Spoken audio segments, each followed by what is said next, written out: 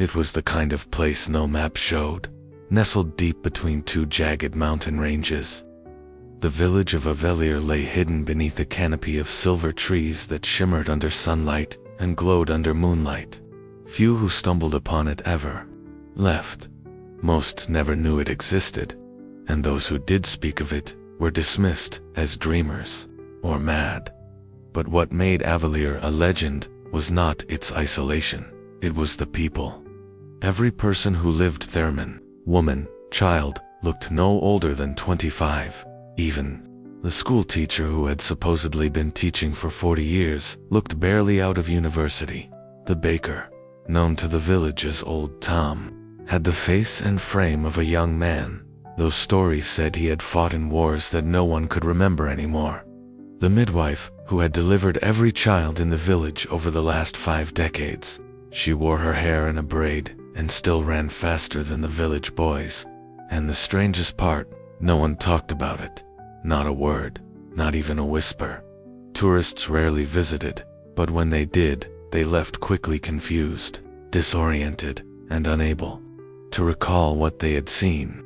Photos taken in Avelier came out blurry. Notes written there would vanish after crossing its borders. It was as if the village itself wanted to be forgotten. But for Alara Quinn, forgetting was not an option. She arrived at the edge of Avelier just before dusk, her boots covered in mud, her coat torn from branches she had pushed through in the forest. Her breath came out in shallow clouds as she stared at the wooden sign nailed to a tree. Welcome to Avelier, population unknown. She had read about this place in her grandmother's old journal entries, filled with strange poetry and sketches of young faces, always the same faces, over decades. Her grandmother had called it the place where time forgets. No one in Alara's family believed those stories. They thought her grandmother was simply losing her mind. But Alara believed, because her grandmother had vanished when Alara was a child, gone without a trace, leaving only those journals behind, and one cryptic sentence in the final entry: they stopped aging. I've seen it with my own eyes. I think I understand now. But if you ever come here, do not drink the water. Alara stepped through the tree line and followed the stone path into the village. It was quiet too. Quiet. She passed wooden homes, beautifully preserved with flower boxes beneath every window. Lamps flickered to life on their own. Wind chimes sang softly, though there was no breeze. She heard laughter in the distance, light musical, like children playing. But she saw no one, until she reached the well. In the center of the village stood an ancient stone well, moss-covered and deep, and beside it stood a man, tall, clean-shaven, with sharp cheekbones and watchful eyes. He looked 25, no more. He smiled when he saw her. "You're not from here," he said calmly. "No," Alara replied. "I'm looking for someone." "Everyone is," he said, tilting his head. "And what will you do when you find them?" "I'm not sure," she admitted. He stepped aside and gestured toward the well. "Welcome to Avelier, Alara Quinn. We've been expecting you." Her breath caught. She had not told him her name. The man's smile faded slightly. "But I must warn you, the longer you stay, the harder it is to leave."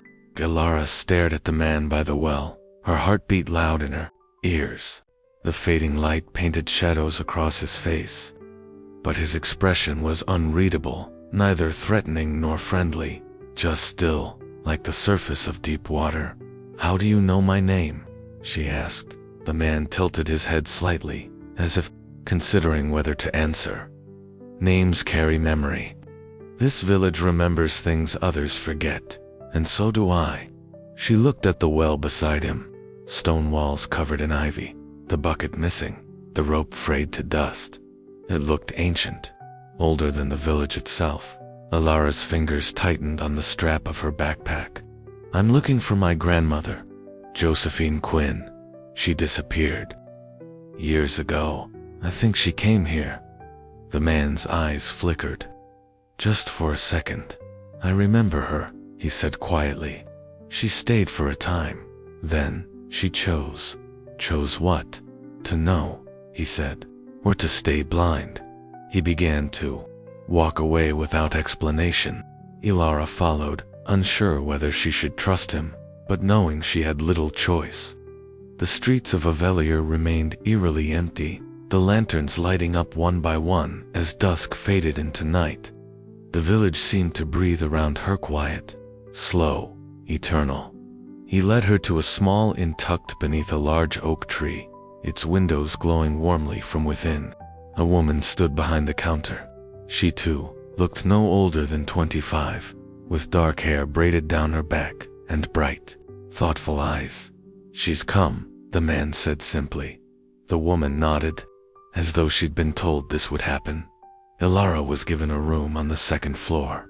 The bed was soft, the sheets clean, the furniture beautifully carved. Everything looked untouched by time. Before leaving, the man paused at her door. "Do not drink the water," he said softly. "Not from the taps, not from the well, not even." Ilara's pulse quickened. "Why?" "Because then, you'll stop asking questions."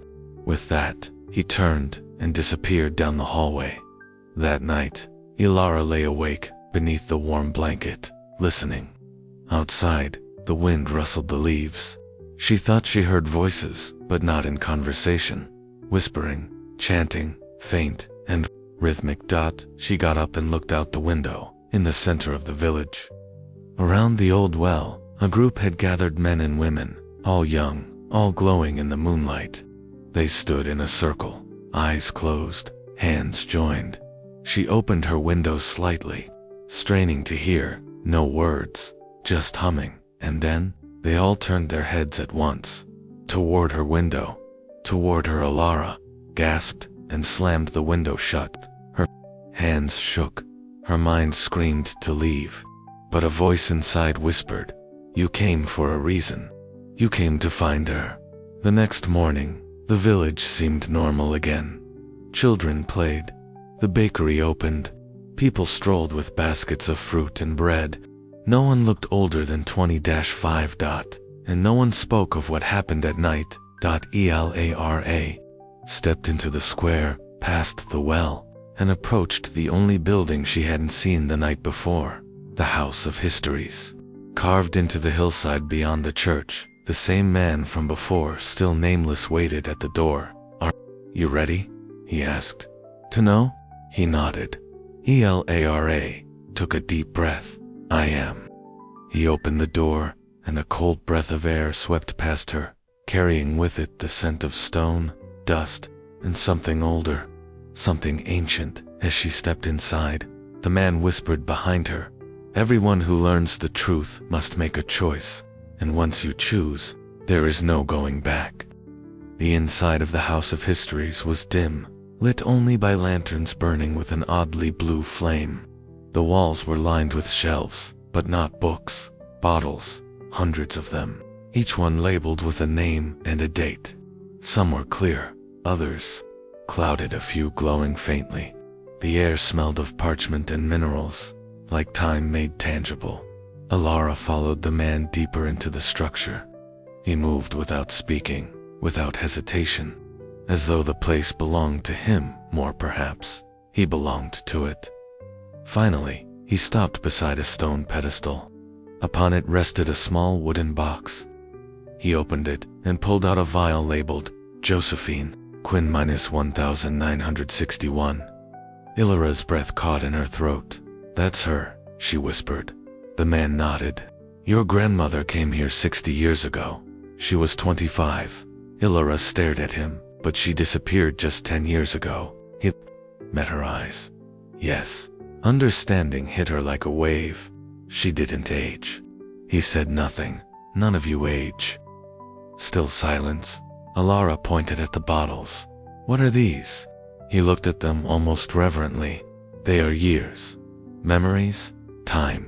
In Avelier, we do not age because we do not move forward. The body does not grow without the mind remembering its path. So, when someone chooses to stay here, they surrender a year of their life to the well.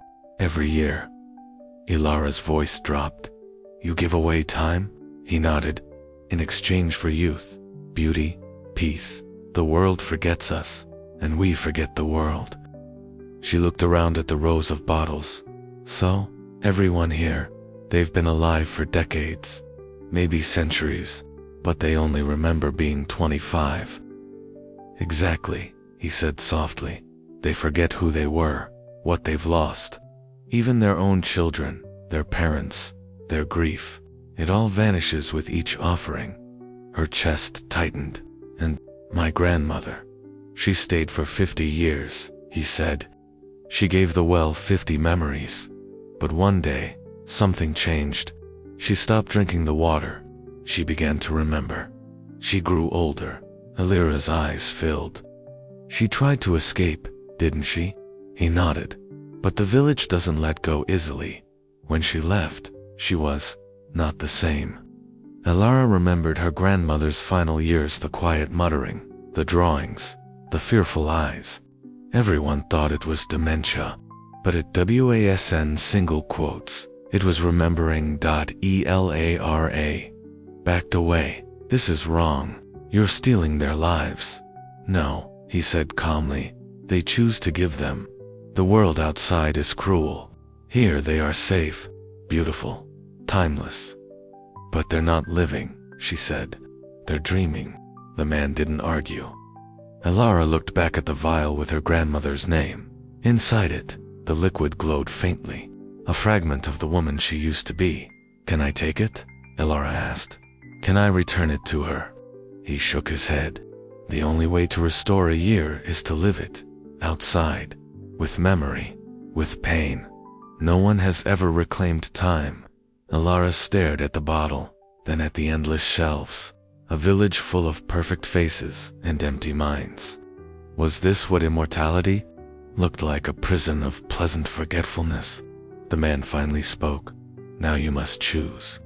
To stay, he said, is to forget. To leave is to remember everything. Alara turned away from the bottles. Her heart beat with grief, with anger, but also with clarity. I choose to remember, she said. His expression did not change, but his voice lowered. Then you have until sundown to leave. Alara stepped out of the house of histories with her heart pounding and her breath sharp. The sun hovered low in the sky, casting long shadows through the streets of Avelier. She had less than 2 hours before nightfall, before the village sealed her fate. One way or another, every face she passed smiled politely. Children waved. A couple held hands by the bakery, laughing. No one looked alarmed. No one seemed aware of what the village truly was. They all looked like actors, trapped in a play they did not know they were performing. Alara turned down a narrow street toward the inn. Her hands shook as she pushed open the door to her room. She stuffed her belongings into her pack, heart racing. But when she turned, she froze. The innkeeper was standing in the doorway, still smiling. You shouldn't have gone into the house of histories, she said sweetly. Alara backed away. I'm leaving. The woman took a step inside. That's not how it works. You know too much now. I haven't drunk the water, Alara snapped. I still remember. I still have time. The woman's smile faded, just slightly. Then why does your hand tremble, dear? Why does your reflection look just a bit softer than this morning? Alara darted to the mirror and gasped. Her skin was smoother. A tiny scar on her wrist, one she'd had since childhood, was gone. No, she whispered. I didn't drink anything. Not all the magic comes from the well, the woman said. The very air here slows you, breath by breath. Alara shoved past her and ran. She didn't stop until she reached the edge of the forest, the trees swaying gently. The village behind her seemed to hum, as if aware of her attempt to leave. But the path she had entered from was gone. Just trees, nothing else. She spun around in panic. Double quotes, no, no. I followed a stone trail. There was a sign. A voice answered from behind her.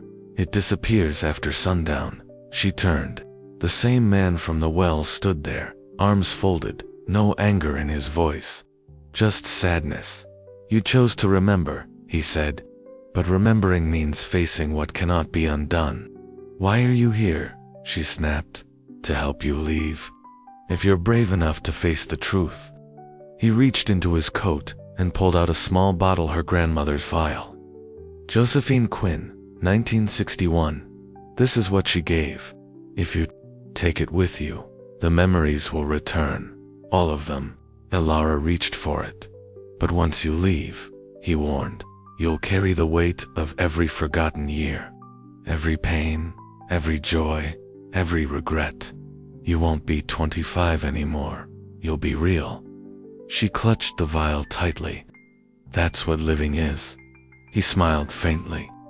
Then run, before the forest seals you in. Ilara turned and sprinted. Trees blurred past her. Thorns scratched her arms. Her lungs burned. The sun slipped lower. The air thickened. But she didn't stop. And then the trees parted. The path returned. Stone. Under her feet, and just beyond it the world. She collapsed. Outside the forest line. Gasping. Shaking. Avalier was gone. No sign. No shimmer. Nothing. Just the sound of birds and wind. She opened her hand. The vial was still there, and inside, it pulsed with light. Ilara stood slowly, knowing what she had to do next. She had escaped, but her grandmother's memory hadn't. Not yet. Ilara walked 4 miles before she saw the first road sign. It had been years since she hiked this far without a plan, but her legs moved on their own, driven by something deeper than fatigue or fear. She clutched the small glass vial in her hand, like it held her life because in a way, it did. Her grandmother's name shimmered faintly on the label, and the liquid inside continued to pulse like a heartbeat. She didn't know how to return the memory, only that she had to try. It was nearly midnight when she arrived at the town of Galesbrook, the last place her grandmother had lived. She remembered the small apartment building tucked behind the old post office. The stairs still creaked as she climbed them. The door was locked, but Ilara still had the emergency key her grandmother had once hidden under the mat. Inside, the apartment was quiet, dimly lit by the moonlight slipping through the curtains. And there she was, her grandmother, Josephine Quinn, sitting in an armchair, fast asleep, face peaceful, but vacant. Her white hair was braided, like always. Her hands resting on a blanket across her lap. But her eyes. When Ilara gently woke her, her eyes opened slowly, and for a moment, there was recognition. Ilara, she whispered. I found it, Ilara said, kneeling beside her. I found Avalier. You were right. Josephine's gaze fluttered. I remember pieces. I forget. Then, I remember again. Sometimes I hear humming in my sleep. Oh well, a man in the trees. You gave them your years, Ilara said, pressing the vial into her palm.